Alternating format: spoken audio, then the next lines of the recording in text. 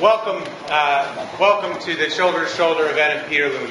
On behalf of the Board of Directors and our staff of more than 100 employees in Honduras, I want to welcome you all and thank you so much for being here. Tonight we've got just a great night. It's so wonderful to see friends who we've been working with for over 20 years. My comments will be very brief. I just want to begin by thanking those who put on the event tonight. Sharon Mullen. I would like to thank our Executive Director, Emily Harrison, who has taken the organization to new heights and who we are all extremely indebted to. I want to thank Fidelina Gaynor and Kathy Sonic and Kathy Downey for her wonderful support. And I also would like to introduce very briefly just wonderful new talent who've agreed to come onto our executive leadership team to take the organization to the next level. Two employees, Blair Ragham, who's our Assistant Director of Operations.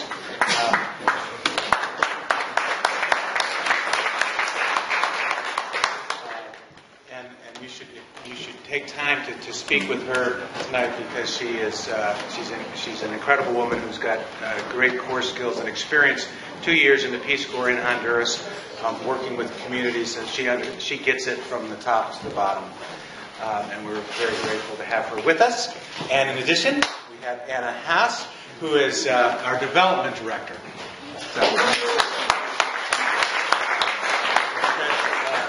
As you know, no matter how much do-goodism you got in your heart, you can't do good without a bottom line. That's one of our challenges, and that's why we're here, and Anna is helping us. So we very much are appreciative to her to help us have a much more organized approach to Shoulder to Shoulder. As the board president, I want to just take a moment and thank each of you for your continued support. We have done an amazing job in certain areas, and you're going to hear about that from Dr. Heck and from Emily, so I'll stop there. Things that we've not done a good job about is communicating with you, and we pledge to do better and to keep you more informed and to keep you more up to date as to the work that you are supporting. I want to do better in that area. At the same time, if you take a pilot's advantage, they say the first thing to do is to fly the plane, aviate. The second thing to do is to navigate, fly the plane somewhere, and someplace is good. And the third thing to do is to communicate. So we've done a lousy job at communicating, but we've really flown the plane well, and we're going in the right direction thanks to your support. So with that, I'm going to stop talking and turn it over to Jeff.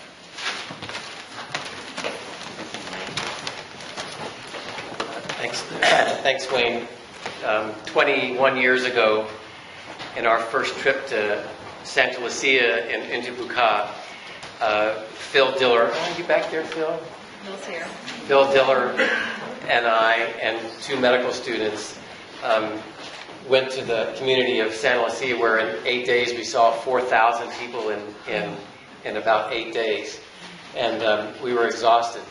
And Phil and I took a walk one morning, and we went up the hill, and we were kind of patting ourselves on the back about our stamina and our great clinical skills and how many people we took care of, and we were feeling so good about ourselves. And we ran across a man in a hut with a dirt floor. He had two little kids. Neither one of them had any clothes on, and an old grandmother. And they were watching us walk up the hill, and they waved to us. And so we walked over to talk to them, and they said, "Oh, are you the doctors who came to help us?" And we said, "Yeah, we are, you know." And he said, "We are so grateful." And he went into his house, and he brought back two oranges in each of his hands, two freshly peeled oranges in each of his hands. Clearly their breakfast for the morning. And he said, "This is nothing. We can't begin to thank you enough. Take these for us. Take these from us." And Phil and I said, "Oh no, we can't take that. That's your breakfast." He said, No, you're doing so much more for us than that. So just take this." And we could not say no. we couldn't say no. And so we walked down the hill that morning with what should have been the sweet taste of the oranges, which was a sour taste, knowing our own hearts, our own sense of we're not nearly as generous and kind as we think we are. We never do enough for those who have less than we do. And yet there's so much to be done. And as I look at around the room here, I mean, some of you were my students or residents that I knew from a long time ago, and some are new. Some of you are just deciding to go. We're doing a lot of good in Honduras. We're helping a lot of people, and we've done that over many years, I think. But there's another thing that they've done for us, and they have given us a heart and a passion for those who have less than we do. All of us have been changed. Everybody in this room that has had any encounter with Shoulder to Shoulder has been changed at the core. And I would say that if you believe in that mission, keep going to Honduras. Do it for yourself, because you need it, but also do it for the people of Honduras. That is not only an obligation, but it's also a privilege. It'll make us better people. I'd also encourage you support your kids or your grandkids or whoever else wants to go to Honduras. Support the project there. As Wayne mentioned, we're doctors and lawyers, and we're not all that good at asking for support. But the project needs support. The project needs continued support. We have partnership with the government and partnership with foundations, but there's still a lot of work to do. So thanks so much. And I want to say that for 20 years I was the executive director of Shoulder to Shoulder, and I can't think of a better person to lead the organization now than Emily Harrison. If you knew the richness of her background, her family history, of her parents and her grandparents, their tireless devotion to poor people, you would be amazed. She has some tall shoes. So Emily, thank you. Here, I'll turn it over to you. Thank you.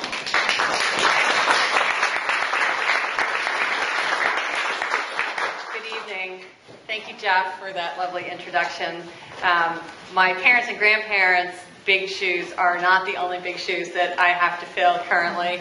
But I would like to say, first of all, that it really is a privilege for me to be the executive director of Shoulder to Shoulder, and it really is a privilege to guide this organization whose mission is so important to every single person in this room, and certainly to me. And it's not easy, and sometimes it's not fun, but it's what gets us out of bed and keeps us going every single day, regardless of the nature of your involvement with the organization. So I thank you for your confidence in me, and especially thank the board for their confidence in me as executive director, because for me it truly is a privilege to be here, and especially to be here with you tonight on this gorgeous June evening here in Cincinnati in this beautiful house.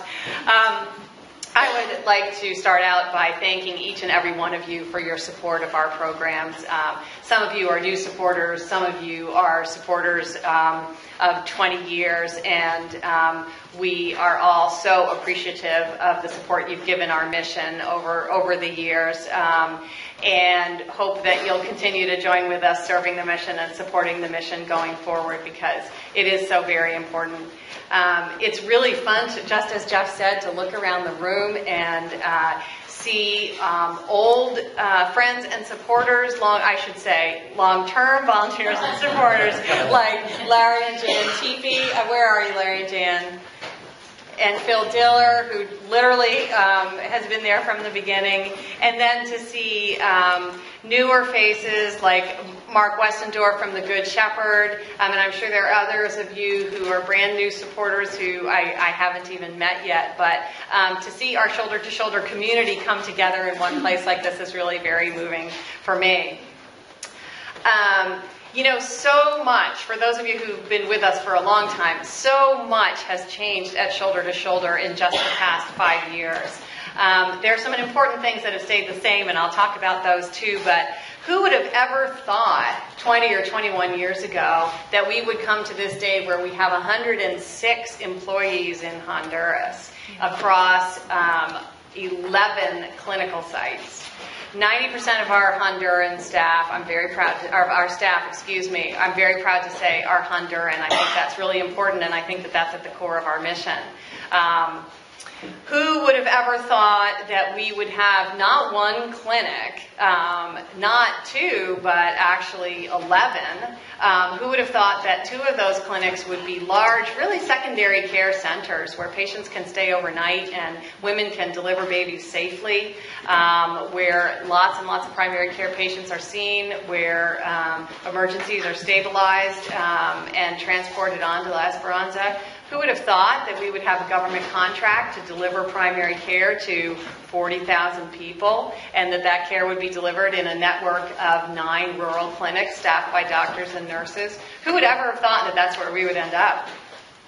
Would you ever have thought, even when I first went to Honduras for the first time 6 years ago, which isn't all that long in the scheme of things, when no one had a cell phone, and there were no cell phone towers, and certainly didn't matter if you didn't have a cell phone because there was no service, who would have thought that virtually every Honduran, except for the most abjectly poor, would have their own cell phone?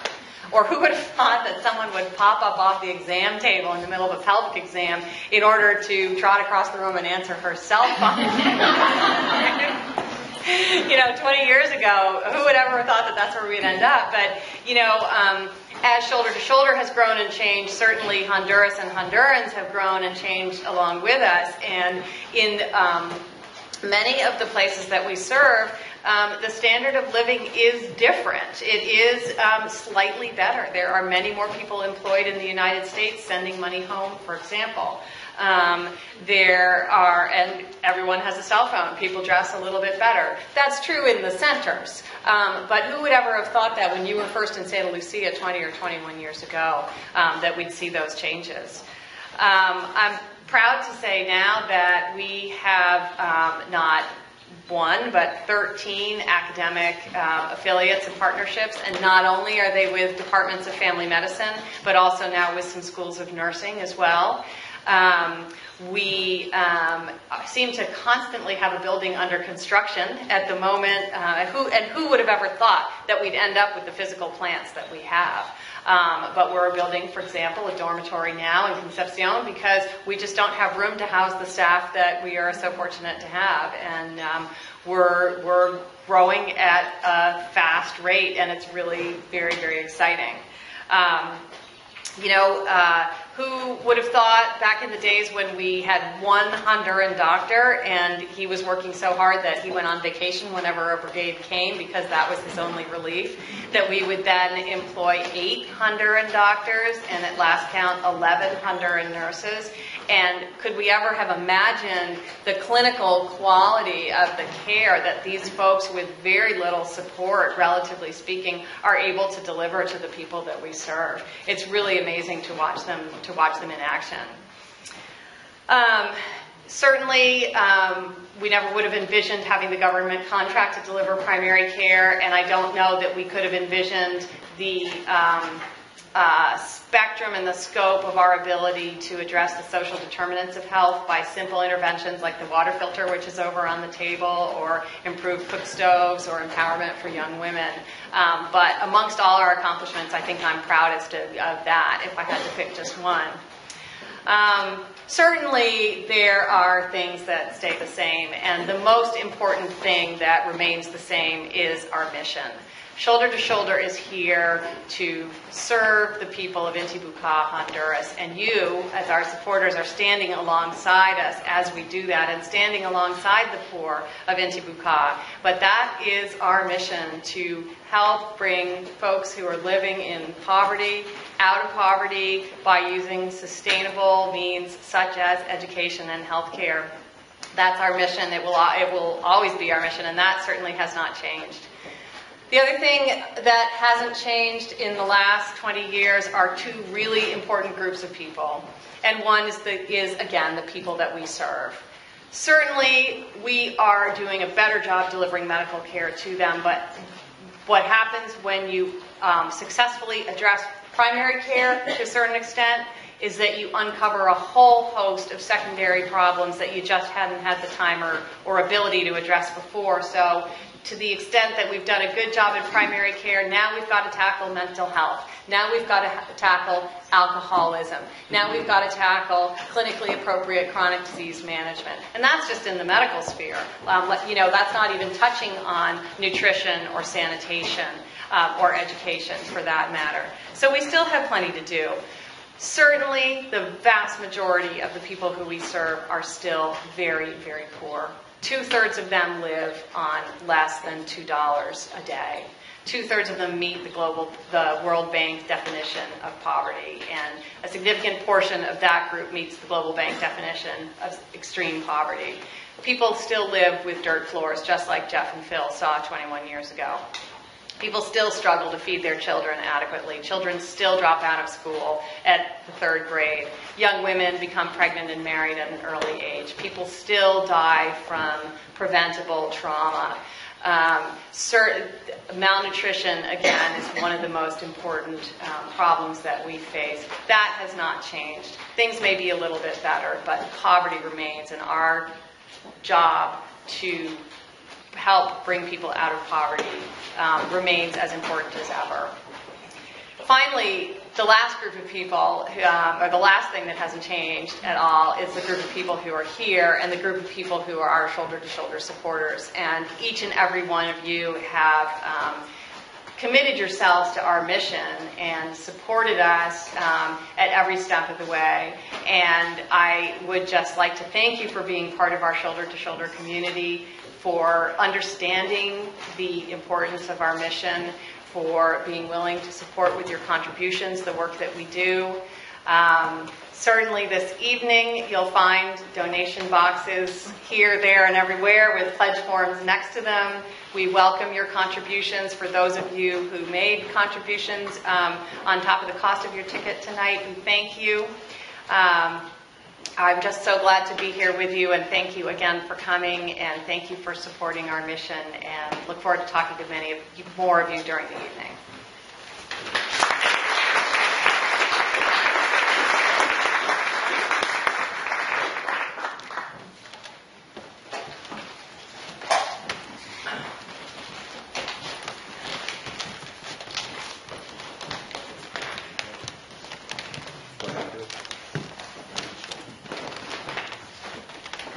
Well, please come in close, because I don't want you to miss a word of what I got to say. The fact is, I was trying to train Wayne how to say this. And finally he looked at me and he said, "Dad, you've been a minister so long, you've got a much bigger mouth than I have, why don't you do it?" So here I am, and it's a great job. I'm here to talk about money. And we got to raise a pile of it, and you're the people that have got to do it. And he said, "You've got 5 minutes to get it out of him."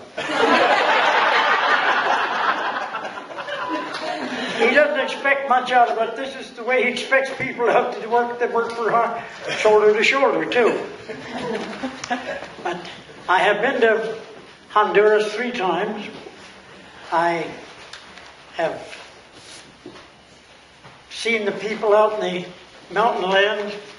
I have gone all the way from Jalapa to Concepcion.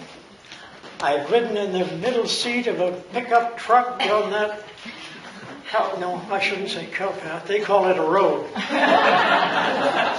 I blessed every one of the bumps. And I have seen children go to bed hungry. I have seen the hospital that they have made where women can have their baby and it comes on alive because the mother's had care. My heart goes out to every one of them. And unless you see it, you can't believe it. And it doesn't matter whether you're 19 or 90. It's going to stay with you, and it's going to change your way of thinking. Okay. Let's see, what else did they tell me to say?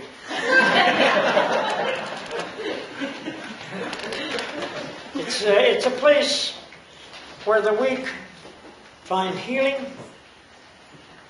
and the strong find a place to rest and find a new hope to serve even bigger and better than they have before.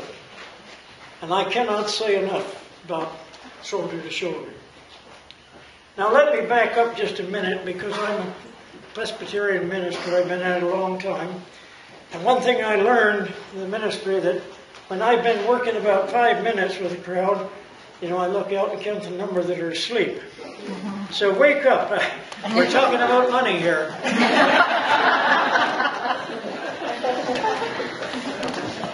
What I hope tonight that what you'll do is to make your pledge or write a check. We don't care how it gets here, as long as it gets here. I know you're going to have to think, how am I going to do this? And I know I'd have to think the same thing, but I intend to write my check tonight. I hope you do too. But if you're having trouble figuring out how you're going to do it, I've got help for you. I learned this on a story I read or heard a while back. It seems that this young pastor had got a new church, or got a church. He just got out of seminary, he hadn't been at it long, and he was just so happy he'd got a church. He was doing what he wanted to do and what he ought to do. And he never quite realized when one of the old session members said to him, "You wouldn't mind mowing the lawn, would you, while you're working here?" And of course he was so excited, he said, "Oh, I'd be glad to." So when he finally got there, and the time to mow the lawn, he discovered that all he had was one of the old reel mowers that mowed a swath about, 14, 15 inches wide. And he'd mowed about half of the place, and he was pretty hot. It was one of those hot July days when it's humid and so on. And he was pretty well puckered out. So he said, "I got to do something different." So he hopped onto his bicycle and he started down the road. He said, "I guess I'd better look and see what the rest of this congregation looks like." And he just got down the road a little ways, and here was a young man sitting beside the road with a power mower. "Man," he said, "that's just what I want." Well, he looked it over and he said, "Well, it's got a few scratches, but it's been worn." So he said to the young man, "Would you trade even up for my bicycle?" Well, the young man said, "It's going to take, I got to check the bicycle out." So he rode the bike around a while and came back and said, "Yeah, I'll trade even up with you." Now the next scene is that the young man's riding the bicycle, cutting figure eights there. The preacher's pulling on the rope, and he comes back and he said, "Reverend, I forgot to tell you, that won't start unless you cuss it." Well, he said, "I've been a minister so long I don't know how." He said, "Keep pulling on that rope, Reverend, and it'll all come back to you." So if you're having trouble deciding how much money you want to get to shoulder, keep pulling on that rope and you'll get it all straightened out. Okay, now I'm supposed to say, and they told me not to forget this, so I've written it down so I'm sure to have it. If you haven't got your checkbook with you, don't feel that we'll take your pledge, and we'd love to have you make it out tonight. So that, and I have just one request of you. You'd make my day a lot better if you just make the girls that are keeping track of the pledges so busy that they won't get to dinner until next week. So thank you. That's all I've got to say. I'm going to write my check now. It's up to you to write yours. Thank you.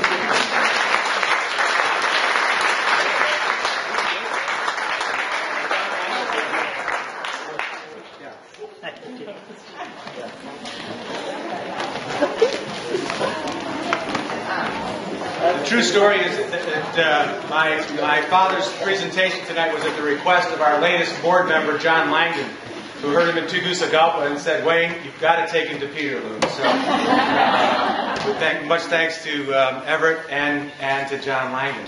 So, tonight, what we have left is more food, more fellowship, more wine and soft drinks and water, and we also have the raffle. So I think that we are ready to do that. If anybody wants to put any more raffle tickets in anything that we have there, this would be the time to do it. And does anybody need any time to get a raffle ticket? Yeah. Okay, so what we're going to do is we're going to gather back in about 5 minutes or so. If you can get raffle tickets out front, then you bring them over to the table. You put the tickets in what you want, and we'll have the drawing to determine where we